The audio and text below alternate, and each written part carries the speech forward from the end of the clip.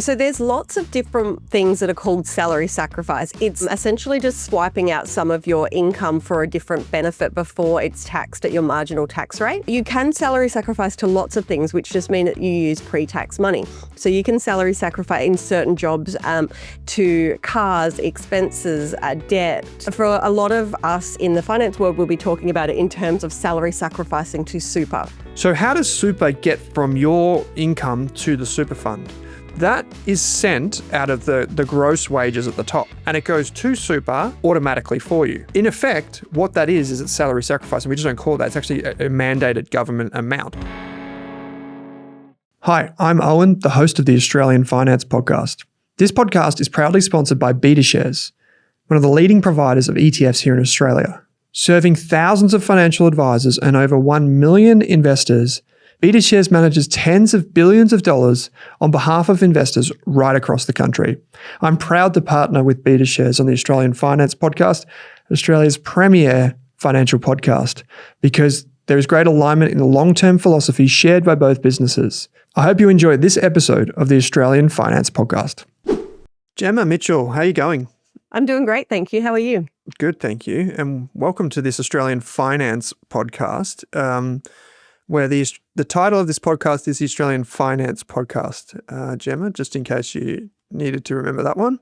I did forget that today, earlier. Yeah, but here we are, and it's great to have you with us. We are answering your questions. We've got questions about salary sacrificing.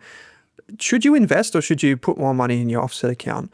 There's a good question here about, I'm going to have a pretty good super come retirement. I've done the modelling. What happens? Am I taxed after $3 million? So we'll talk about all of that. But firstly, how's your week been? It's been pretty good. Well, I've been sick, but it's been great. But how's your week been? Birthday week? Birthday week, yeah. I don't know. Do you celebrate birthday week or birthday? Oh, this year it was a birthday month. Yeah. But it was 40. But yeah, no, we do like 3-day birthdays usually. With the kids and stuff. Yeah, so it's kind of like a little period where it makes sense that kind of everything's about you for a few days and, you get away with things. Yeah. My wife celebrates birthday week. I do more so birthday. But I was telling you that I've turned 35 this year, so basically due to retire. And I was laying in bed, not getting much sleep, and it was about 2 or 3 a.m., and out of nowhere, while I was asleep, I got the worst cramp in my calf that I'd ever kind of experienced. Keep in mind that this is I hadn't done any exercise. There was no legitimate reason for me to start getting a cramp in my calf. But the big thing that I was looking forward to on my 35th birthday was going for a run, getting outside and going for a run. But this cramp was so bad that I couldn't even really, I couldn't do anything. I ended up going to Costco because that was what I wanted to do anyway. But I couldn't go for a run. I couldn't walk the dogs. I really just couldn't get outside. And I was like, is this really what 35 is all about? So that was my day. I had some good time with family, and I bought a lot of stuff at Costco. So that was a big, big win for me. Yes, including the t-shirt that you're wearing right now. Yep. I was trying to, for everyone that can see this, I was trying to educate Gemma that Caterpillar, yes, they make Tonka trucks and Bobcats and excavators, but it's actually kind of a cool brand. If you're 5, if you're 5, like me, I'm just a boy in a man's body. So this is this is fun. But you know what? If you go to Costco at the moment, just a shout out to Costco. Don't own shares, but wish I did. You can I got a Nike, Adidas kind of sweater for $17. Right, a full jumper, right? And normally if you go to retail store, about $70. And importantly about the clothes at Costco that people probably don't know is they're made for US consumers, so they're made for tumble dryers. Whereas clothes in Australia aren't made for tumble dryers. So when you put something in the dryer or the washing machine, and after a few washes it's faded or it's gross, these will last years because they're built for the American winters. And so the clothes are much better quality. And so I always buy my clothes from there. I sound like a 45, 55-year-old man right now, but I love it. And got fully kitted out at Costco for a dime. So happy about that. Just one thing. I know last week we were debating with celery was a vegetable or a fruit, and it's apparently a vegetable. But why do you say Nike? Isn't it Nike? I don't know. It's got an E on the end, doesn't it? So, Mitch on the Australian Investors Podcast was saying... Do you say bikey for your bicycle? No, you say bike. Yeah, true. Okay, so we're going to call it Nike from now on. We'll get a fact check on this.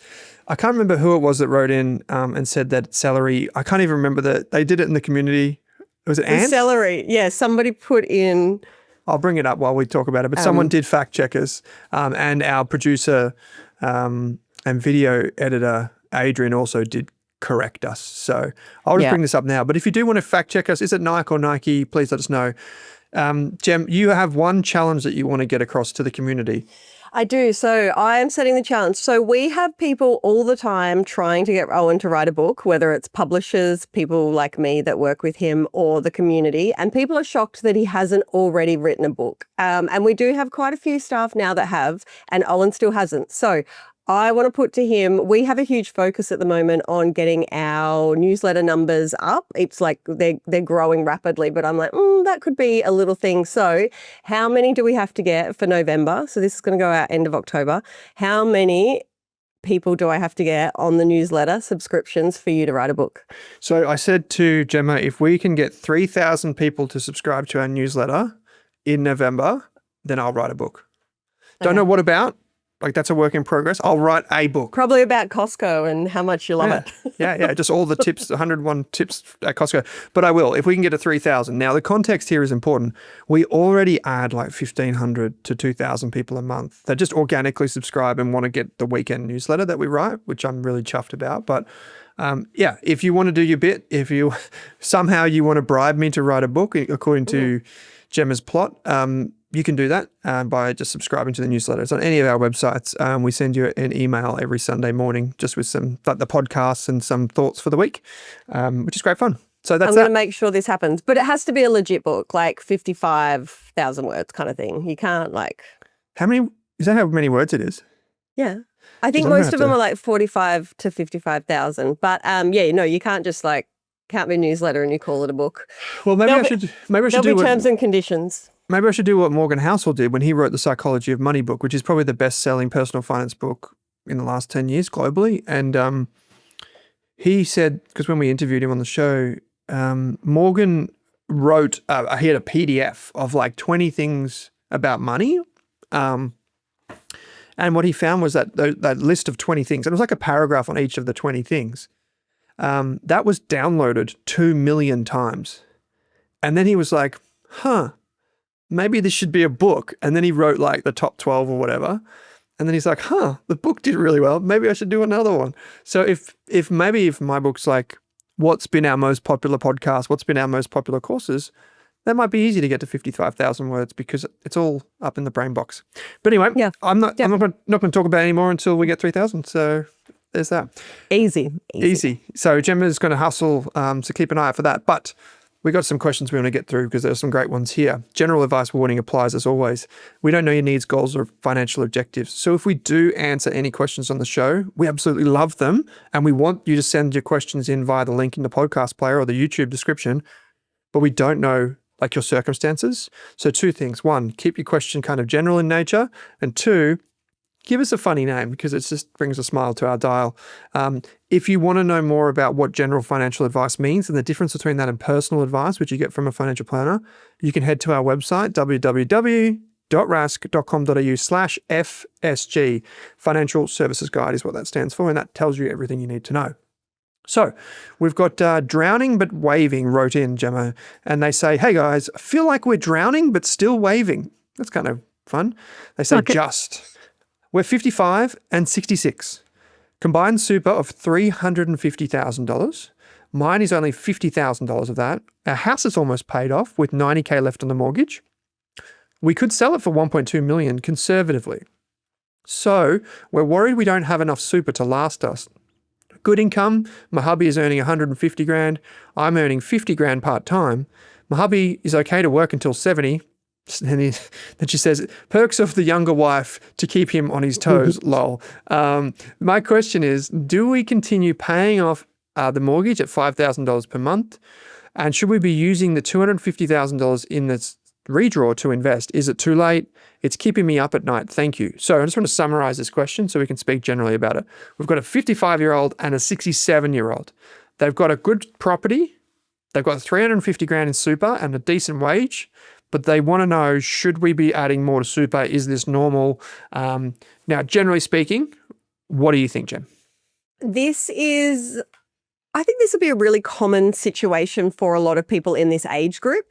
It's hard to know what is the best course of action because we don't know how much their mortgage is. It could be 800,000 or it could be like, nearly paid off with the redraw. So it's really, really hard to determine. But when they talk about should we be investing the money in the redraw, I'd always want to think about how, so potentially the husband's going to retire in 3-4 years. At that point in time, a lot of the time I see clients want to be debt-free. So they'll pull out money from super potentially to pay off their mortgage. So if that is something you think you're going to do, I wouldn't be investing that money. But there's potentially other things that you could do, like he's over 65 now, so he could potentially be drawing a pension from super to help you pay it off a little bit quicker. You could be salary sacrificing, doing like a transition to retirement strategy. There's lots of actual cool stuff that you can potentially be doing with him being able to access his super. And that might mean building the super, paying down debt a bit quicker, just being a bit more tax effective. So I think this is where you really need to be getting financial advice. And it might be from your super fund, might be the most cost-effective way if you're comfortable with that as a fund. It might be from an external financial advisor, but I think there's so much that you want to be doing here. But outside of that, depending on how much your cost of living is in retirement, let's say you do become debt-free, you're retired, depending on how much you need, 350 between the two of you plus age pension might actually be a comfortable retirement for you. Like it's actually not that bad. If we look at the Australian retirement standard, they tell us that for a couple retired, if they're comfortable living off about 50,000 a year and they're going to get age pension, that they probably only need a bit over 100,000 in super. But if they wanted that 70,000 plus, then they need that closer to 700. So you're like smack bang kind of in the middle. You might actually be able to achieve your retirement. But I would be getting financial advice because there's potentially lots that you could be doing in the next few years. And I'd be getting really clear on what retirement looks like, how much you need to live off, because that's going to determine how much you need in your super after you're debt-free. Good one. At 67, as you said, you can switch your super fund to pension phase, which... At 65. Sorry, 65, yeah. So, Yep. But if the person's 66 going to 67, 67 is when you get the age pension. So a very common misconception is the age pension which you get from Centrelink is different from the pension that you get from a super fund. Two different things. Yeah, definitely. So people think when they hear pension, they think, oh, like Centrelink. No. Two different things. And it might actually be if he stops working and she's earning even the 50,000, he might get a part age pension still. So it's worth having a look at. There might be then, when he is 70, it might actually be 3 income streams, his super, her work, and potentially some age pension that create what they need to live off. Yeah, I think they could do a lot in the next 3 years. So a few things from a lifestyle perspective is one, she's working part-time earning 50K. If she's earning 50K part-time, could she go full-time for 3 years? Like, yes, you want him to work for the next 3. Could you work for the next 3? I mean, you're 10 years younger. I love that when that happens. And it's like, you can work too. So that's one. The other thing is like, if he's on a higher wage, he's going to be paying more tax. So maybe making extra super contributions now is more tax effective because you can claim a tax deduction up to $30,000 in concessional contributions. The other thing is, and this is for everyone that listens to the show, not just for older, like people looking at retirement. If you're thinking of, hey, do I pull money out of my mortgage or offset or redraw to invest?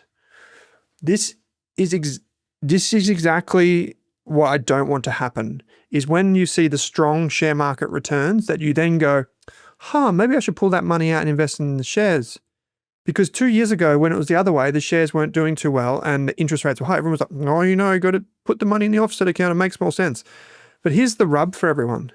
It makes no difference.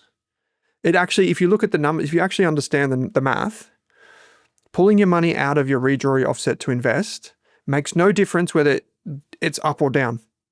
The people are confused about this. They think, but isn't the share market just did like 15% and my interest rate is now 6%. Surely there's something there. No, because by the time you pull the money out and invest it, shares in the next year might only return 2%. and interest rates might go up. So then you kind of lose on that side. So the only way that this works for everyone, and this is my opinion only, is if you do it over like a 5 or a 10-year period. You got to commit to it. You can't just be like, well, stock market maybe go up, therefore me invest more. That's not a good, because we know that the stock market moves in cycles, right? So we've got a lot of literature on our website about debt recycling and these types of things. Using money that's in your offset account to invest is not something that you should do from 1 year to the next. You shouldn't just be studying 1 year results from the stock market or from the offset account. Please approach it like a 3, 5, 10-year strategy. It's good that you're thinking this way, and investing is good because it tends to win out over the long term, but it's not always the case.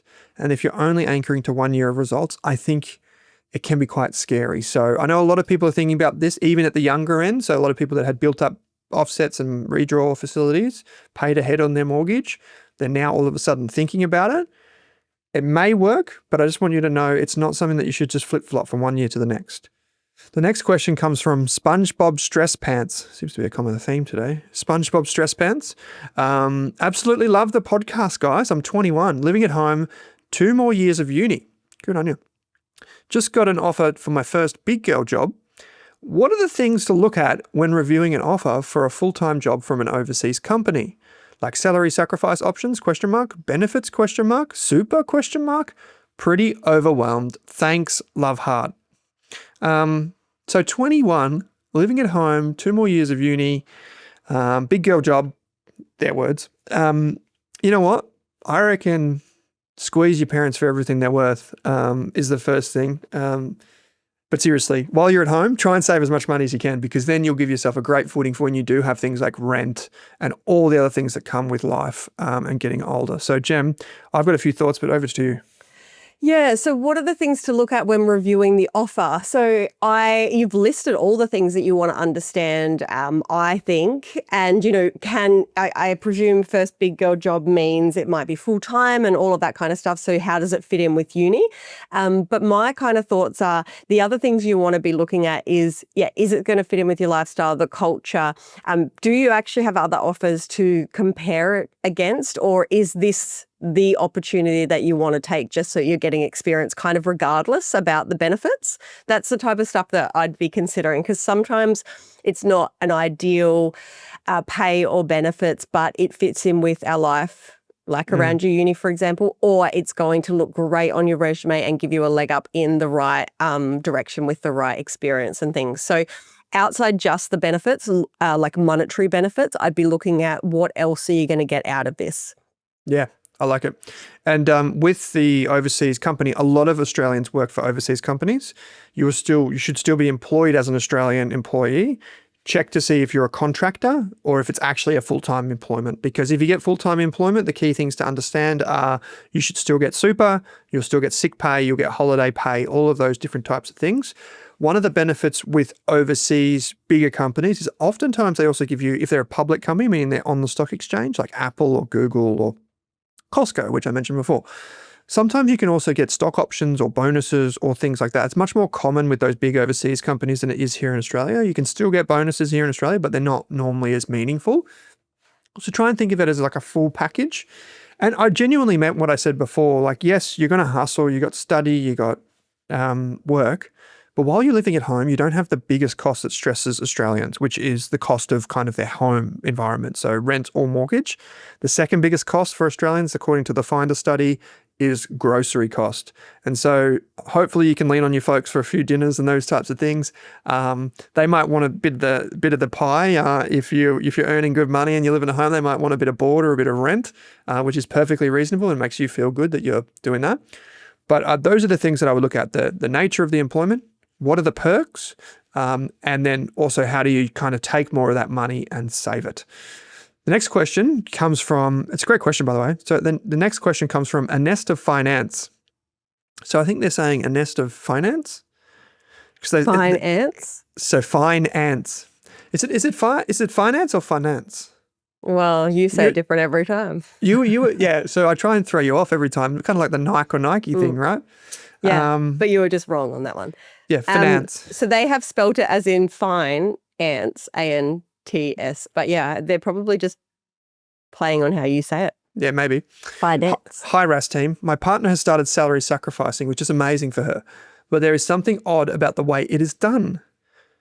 She works in a government job, and to salary sacrifice, she was informed that it had to be done between one of two third parties, being Remserve and SmartSalary. One has a fee of $30 a year and the other $400 a year. Why does she need these? What are they? Finding information online has been sketchy and hard to find. P.S. Her suggesting this podcast to me took me from not knowing what an ETF is to shutting up about finance. Or to not shutting up about finance. Sorry, take that back. Yeah. So she is obviously got the bug, and that's fantastic. And I think it's fantastic that all of us have the bug of finance because it's such a good thing, and it can be a proactive thing. Now, Yes. Gemma, it's important to understand a few terms here. I think if people are not sure what salary sacrificing is, we had a brief chat about this off air. It's not always what people think it is. So that's the first thing. So what is it? Secondly is who are these companies? And then who does it make sense for? So let's go there. What is it? So I'm assuming, so there's lots of different things that are called salary sacrifice. It's essentially just swiping out some of your income for a different benefit before it's taxed at your marginal tax rate. So this person's saying my partner has started salary sacrificing, and I think that I'm assuming they mean to superannuation because that's the way that we normally talk about it in this arrangement. But you can salary sacrifice to lots of things, which just mean that you use pre-tax money. So you can salary sacrifice in certain jobs to cars, expenses, debt, lots of different stuff. But for a lot of us in the finance world, we'll be talking about it in terms of salary sacrificing to super. So the next part of the question was, who are these two companies? So there are two major companies, Remserve and SmartSalary, that are the managers of, think of them kind of like a payroll division, a payroll company that do salary sacrificing when it's for things outside of just super. So if your work, it's a government job and they're going through Remserve or SmartSalary, you likely have a salary sacrificing package available on top of what everybody else can just do to super. So here, like anyone can really salary sacrifice to super just through your normal payroll division. You don't have to use these companies. These companies are when you're packaging your debt, your expenses and things. Your company's given you an additional benefit that you can sacrifice this. And it's not everything, but government jobs happens all the time. So I used to work with doctors and nurses, and they would always have, up to 20,000-ish that they can package for expenses in their life pre-tax, so before their marginal tax rate. So it's a great benefit if you can get it.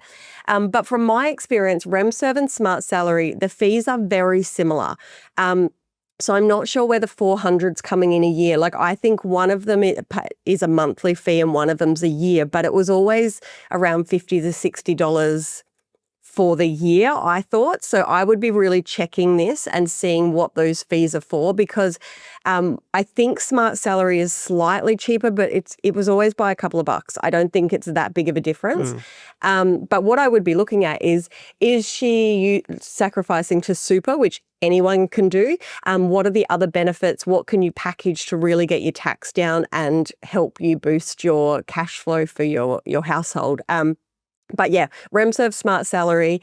Remserve's been around a lot longer. SmartSalary's a bit newer. I think the app's a bit easier to use from the feedback I've heard. But I'd be checking those fees because I honestly think they're pretty on par.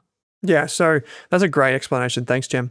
So just so people understand what pre-tax salary means and salary sacrificing. So when you get your pay slip, it will have the gross salary, which is the big figure.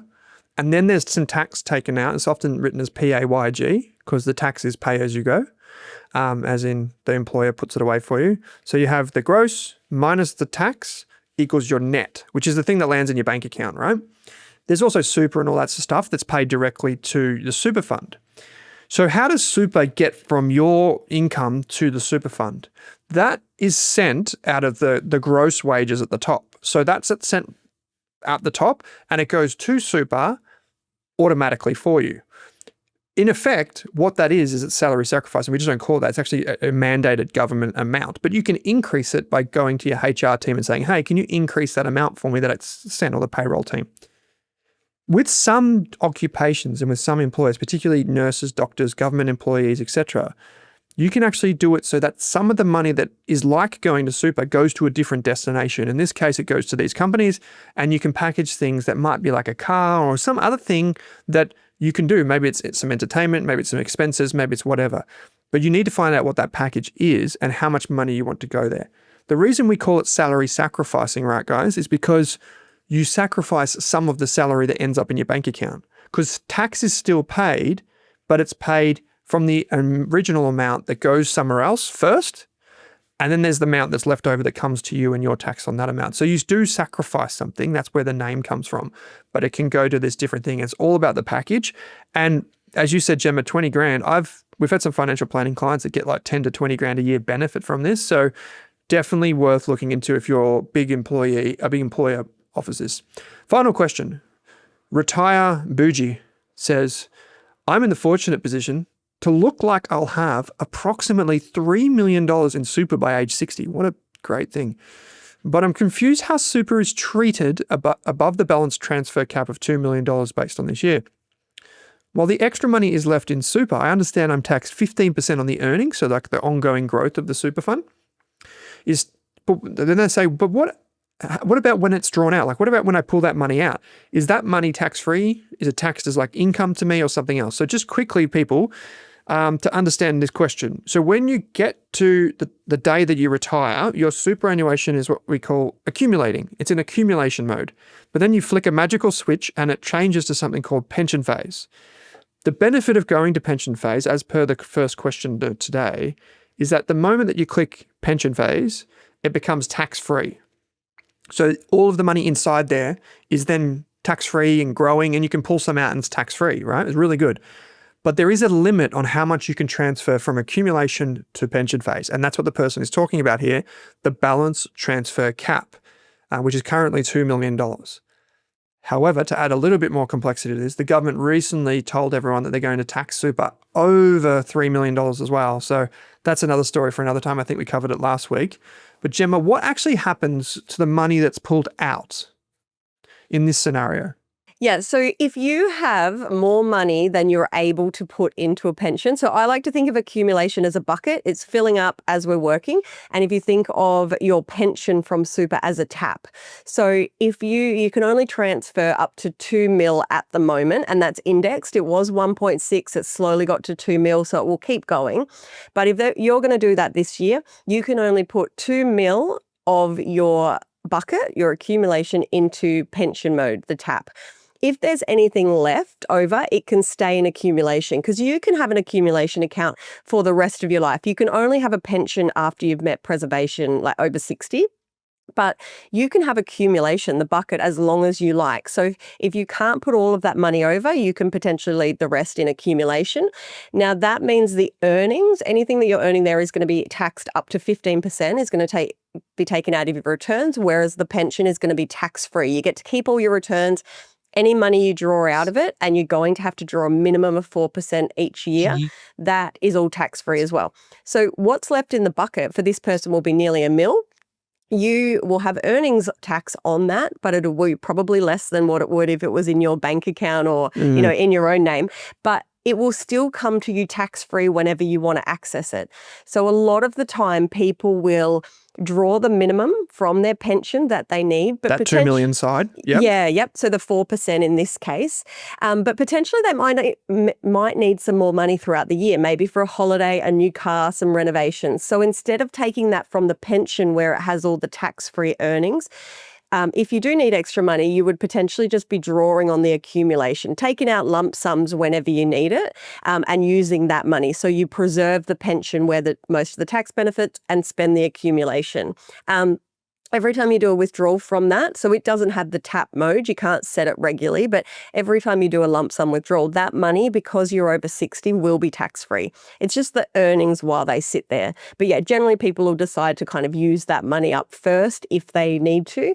But even, like a 15%, up to 15% earnings on that money is still a great tax rate. It's good to keep it in there, Yeah, it's just that balance transfer cap. You've got as much tax-free earning money as you can into pension. So all of the people that listen to Rask podcasts are glorious savers and investors. We're going to grow a lot of wealth over the next couple of decades. Say, for example, we get to this situation, a lot of us listening, where we're like, oh, wow, we're going to have $3 million and the limit is $2 million. Hypothetically, that's what it is today, but say it is still then. And if we've got, okay, so we can flick $2 million into this pension phase where it's going to be tax-free and we draw a little thing out tax-free, but then we got this $1 million left over. What happens if, for example, we pull out of the $2 million, we pull a little bit more money, and then all of a sudden we've got 1.5 on the pension side, but then on the other side we've got 1. Could we put more money across, or does it not work that way? No, it doesn't work like that. So at the time you trigger the pension, you can either use 100% of your cap or a percentage. So if you only used 80% of your cap because you didn't put the whole $2 million, you still have 20% of the cap, however it indexes. But if you've used 100% of it, you're done. Okay, done. Finito. I think that's right. Yeah, okay, I've been out of this for a little while, but yes, no, I'm pretty sure that's right. If you get the fact check on that, yeah, we'll get one of the financial advisors to jump on and be like, that's incorrect. But it is really complicated because that cap is moving, but no, you don't get to keep getting the benefit of that. Your fund can grow. You could put that $2 million in and you are drawing 4% out a year. If it grows by 8, that $2 million can keep growing. It's already in pension. But you can't just keep adding more into it because you've used your whole cap. But a lot of the time in retirement, if your fund is growing higher, your fund can build even though you're drawing a minimum out, and that's totally fine. It was just when it was started. Okay. Use it or lose it. Okay. Well, use it and then invest it. So we've had some great questions come through today from, someone who is like got 90 grand left on their mortgage and they're saying, my husband's got some income, but we've got 350 grand in super. Great opportunity to get financial advice, but also just generally just to, start saving and using super and powering ahead. A lot of levers you can pull in that scenario. Just for everyone's benefit, as I said before, taking money out of your offset or your redraw to invest is not something that you do for 1 or 2 years. It's got to be a long-term commitment. We all know that with the stock market. Number 2 was from SpongeBob Stress Pants, who talked about being 21 and living at home. I meant what I said. Definitely make the most of living at home. And Gemma had some great tips for the job and just what to look for there. A nest of finance, or finance as it's pronounced, salary sacrificing. There's Remserve and SmartSalary. They are legit companies. They're not like a scam or something like that. You can go to their website, figure out what they do, give them a call to find out more information or speak to your employer. Retire Bougie. Yeah, you're going to have a good retirement. $3 million in super by age 60. And then it would keep growing if you wanted it to go to 65. And then, so many things you could do. And I think the key here is build wealth outside of super. So building, property wealth or building an investment account in your own name also just helps avoid any potential changes to the super rules by the time you get there. So that's a great one too. Now, we've had a challenge put on the community. If you want to sign up to the Rask email in the month of November, it is www.rask.com.au. If you're already in our community, you get the newsletter. If you've already enrolled in a course, you get the newsletter. If you have a free account or a Rask Core membership, or you're an investor with us, or you're a financial advice client, you're already on the mailing list. So it's all good. You still receive it, but it all counts. So that's a big one. We may have some announcements to make in the next little while. Some people may have seen that in 2026, we're going on the road. We're going to do some events.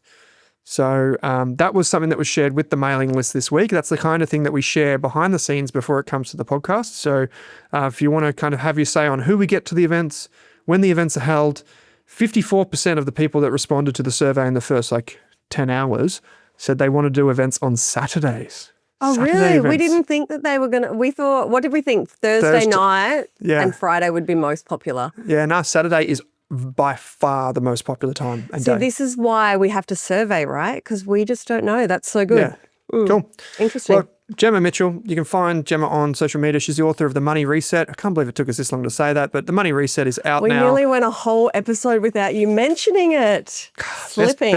Best book of 2025 by far of any genre globally. So The Money Reset is out now. Check it out in any good bookstore or order it online. Gemma Mitchell, lovely to chat. See you next week. Thanks for watching this episode of the podcast. If you want to hear more from us, you can get daily videos and podcasts on Rask's YouTube channel, or if you want to enroll in a free course on investing, property, business, money, you name it, you can join over 34,000 other students and enroll in a free course on the Rask website. Simply head to www.rask.com.au and follow the prompts. Thanks for watching this Rask podcast.